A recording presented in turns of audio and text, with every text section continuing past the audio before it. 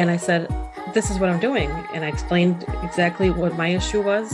And they didn't even know how severe it was with my limitations. And when I told them, they're like, this is brilliant. And that's like the majority of people I do talk to, they say, this is brilliant. And to hear that, I'm like, thanks.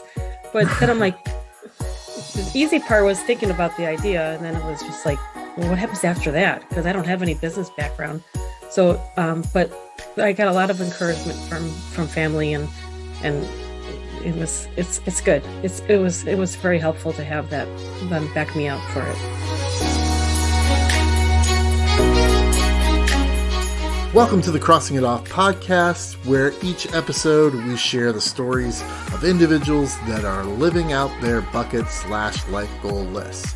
I am your host, Roger Williams, and through hearing our guests' adventures, my goal is that you will find encouragement and empowerment to add and cross items off of your list.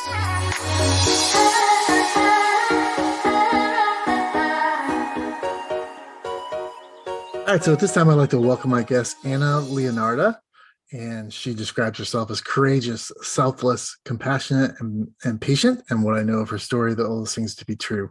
So, Anna, thank you for coming on the show today. Thank you for having me, Roger. So let's start right off. What did you cross off your list? On my list, I had to create a dating app for individuals that have sexual limitations. Okay, so why was it important for you to create this specific app for this specific niche of people? I was struggling with sexual dysfunction myself, and after going through a number of diagnoses that I went through, I realized that there was a need for a dating app for people that have sexual dysfunction or limitations, and we couldn't use traditional dating apps, and I wanted to help people. That was my main goal. So that's why I decided to do that for the dating app. There are a lot of dating apps out there.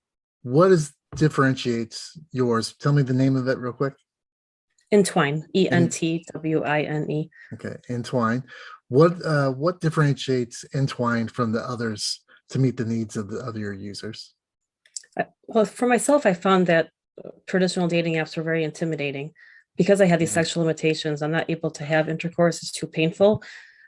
So for me to use a traditional dating app, it was just scary for me. I didn't want to be rejected or embarrassed. And then I realized that there's individuals that did have erectile dysfunction or painful intercourse, and they are going on these apps, and it's just for them to be rejected. And I just can't believe that the insensitive people out there that, right. So I'm trying to protect everybody that has these sexual limitations to be able to find a safer dating app, because the other ones, it's more of like hookup sites. And so I wanted to make it unique so that we don't have to worry about, we just take the sexual expectations out of dating.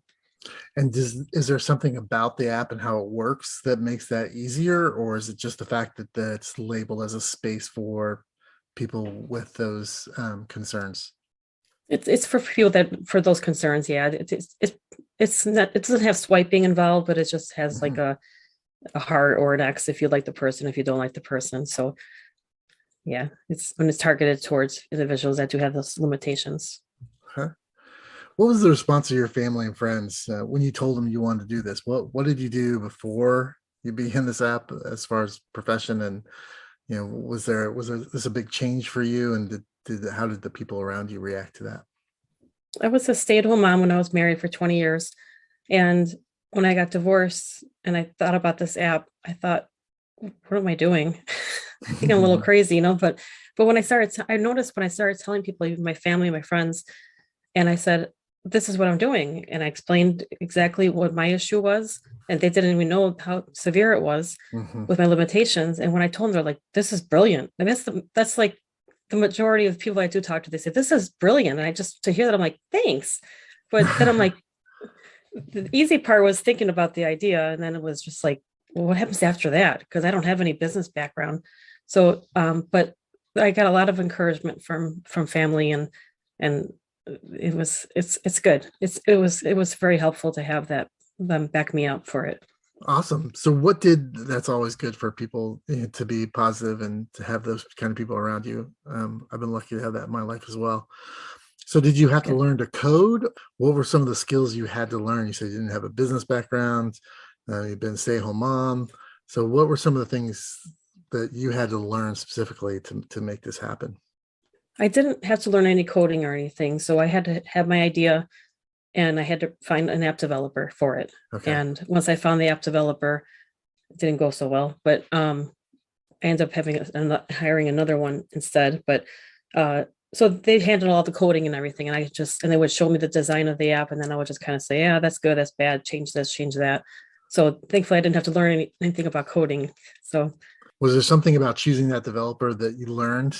So in choosing the second one, the new one that made it easier, that made it more successful for you? Besides losing a ton of money for the first person. Yeah.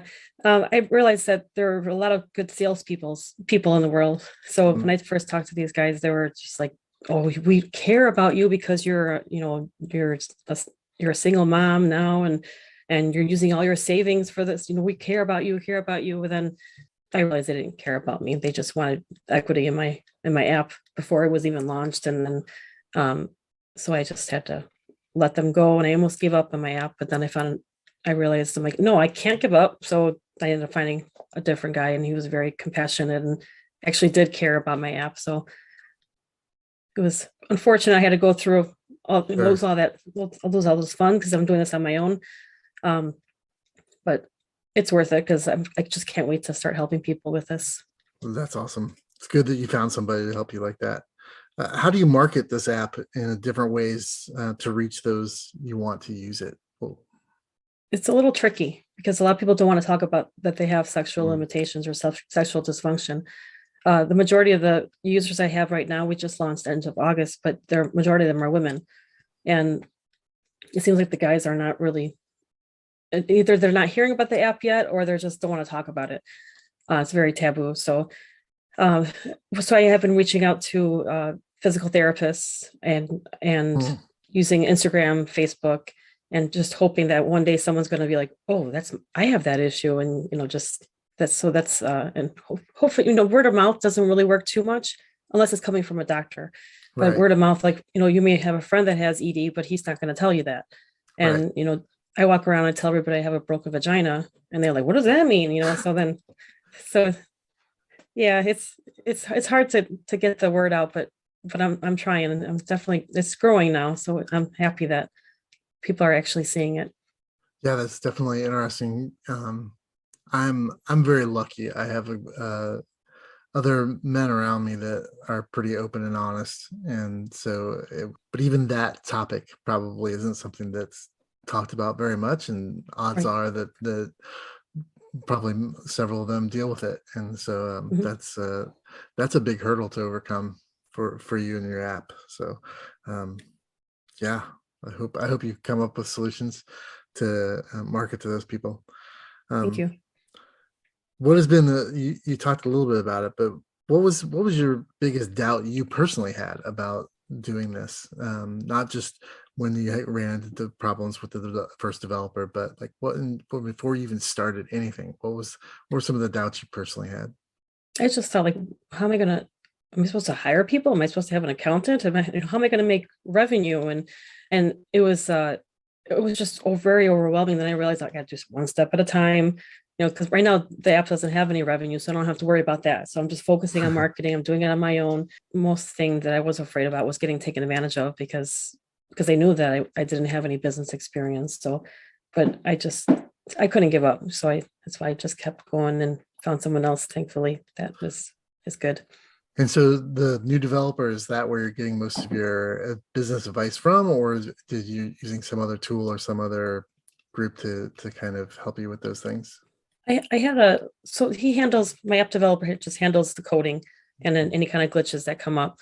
And I did have a marketing team, but I ended up, just because of costs, losing, not having revenue yet. I'm like, I have to do this on my own. So, so that's what I've been doing is he focuses on the app, and then I focus on getting the customers. So if somebody wanted help and reach out and say, hey, I can do this for you, what would be some of the things that you would need to reach some of the success that you want to reach with this? I think definitely someone that's really good at social media, because I know there's a lot involved in that. I tried to post some ads and they got rejected. You have the word dating in there. I'm like, oh, that's a bad word. Yeah, that's not good, but I'm also competing with Facebook because they have Facebook dating now. Ah, So yeah, or the word sexual is in there.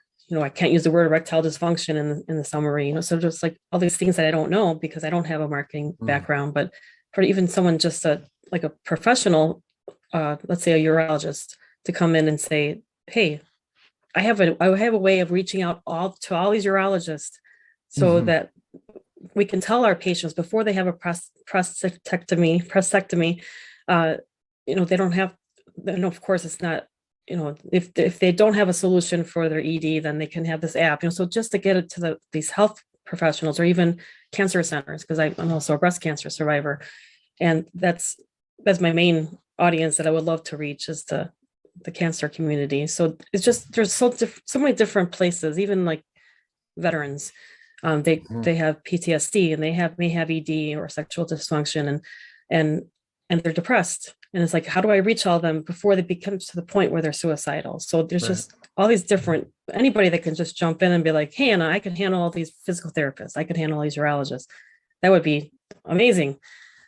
And so it's just to make it grow, because in order for it to be successful, it obviously has to have people on there, and that's how I will become successful or rich, I should say, because I'm not looking to get rich, but the Right. way I would get rich is to help people and get those success stories coming in. That's my main goal, is just to help people. And so what has been the response from users so far? You say there's not as many men on there, but have some people um, had some success, and what has been the feedback?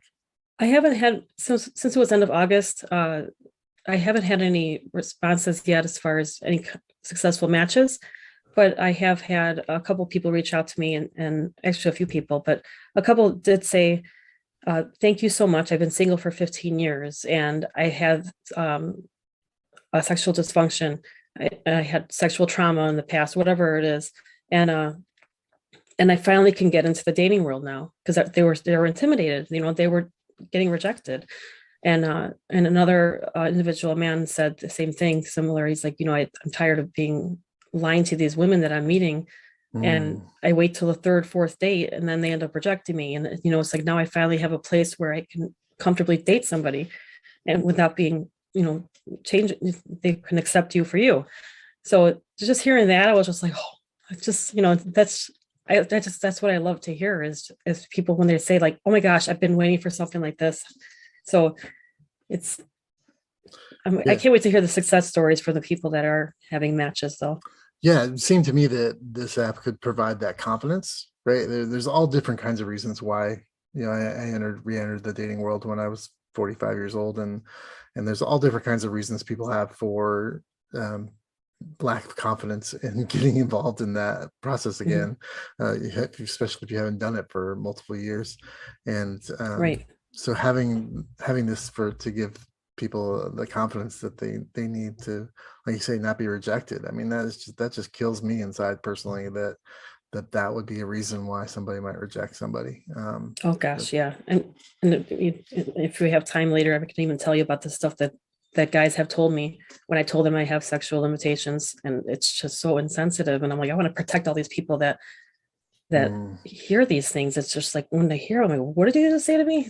It's yeah, so, let's keep those on, let's keep those on the backside and not re-traumatize people that might be listening to deal with that yeah, stuff. really. Can I ask you if you've used the app? If I use the app, Yeah, can I ask you if you've used it? you can ask me, and not yet. Okay, I don't want any type of emotional distraction right now. So okay. because I want to focus on my app, and I just want to make it. That's why I'm saying I'm selfless, because I'd rather help everybody else first, and Hmm. then when I'm ready, then I'll help myself and see if I can meet somebody. But I feel like I am going to meet somebody on that app, and I hope you do. that'd be kind of cool. Yeah, for Yeah. sure. So what advice would you give to others that, like yourself, see a niche in or a hole in the dating app world and wanted to fill it with their own app? What would you tell them? I would just say, just go for it. I mean, there's nothing to be afraid of. I mean, you can't be successful if you don't even try. So, and if I didn't try, then I wouldn't be helping these individuals. And if you have an idea that would that would solve something, like some type of dating app, then go for it. Nothing to lose. Well, besides money, but money. that's how every business is, right? Right. That is for sure. Even podcasting is like that. So, I bet. what is the next thing you want to cross off your list that's different than this? What's the next thing? Something that's different. I would say I thought about doing my own podcast. I have had a few people say that for me to do that. I'm like, what would I talk about? I was like, I could talk about breast cancer. I could talk about, dating stories, so as far as what type of topic, I'm not sure yet, but I think that would be kind of cool to start up my own podcast. And I mean, this is all out of my comfort zone, but I mean, just starting to be a guest on podcast was like really intimidating. My first one was horrible. I was stuttering and I don't know what else I was doing, but that would be cool to have my own podcast show. It's like you say, you just got to go out and do it. For me, it's like, I'm waiting for my 10,000 hours so I can say that I'm an expert at this. I'm certainly not. And I've interviewed some people that have been on more podcasts than I've made. So yeah, it is when you put something on your list that you want to cross off, it's the courage, like you say, you have just to go out there and take the first step is the most important. You say you want to help people. What would be the ultimate experience for someone to come and use your app and be a successful user? What would that look like to you? I would to hear the story of somebody just coming in and just saying, I've been single for so many years. I met this individual on Entwine, and it's amazing that we can be intimate without having to worry about intercourse, and we're getting married or whatever it is, just some love story that it I just can't wait to hear those happy stories. That will be awesome. Anna, thank you so much for your courage to reach out to build this app, but also to be on the show today. I appreciate it. And I wish you all the success with Entwine. How can people find out more information about you and the app? They can go on my website at entwinedating.com. And they could also follow me on social media on Instagram, Facebook, and Twitter at Entwine Dating. Okay, we will put all those in the show notes so that people can find those. And thank you so much for being here. And I wish you all the success in the world. Thank you, Roger, for having me.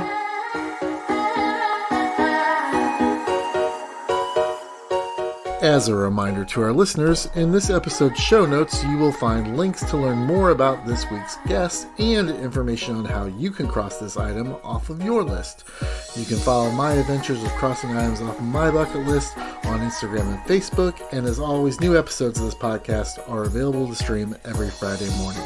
We will meet you here next week. And until then, keep living out your life.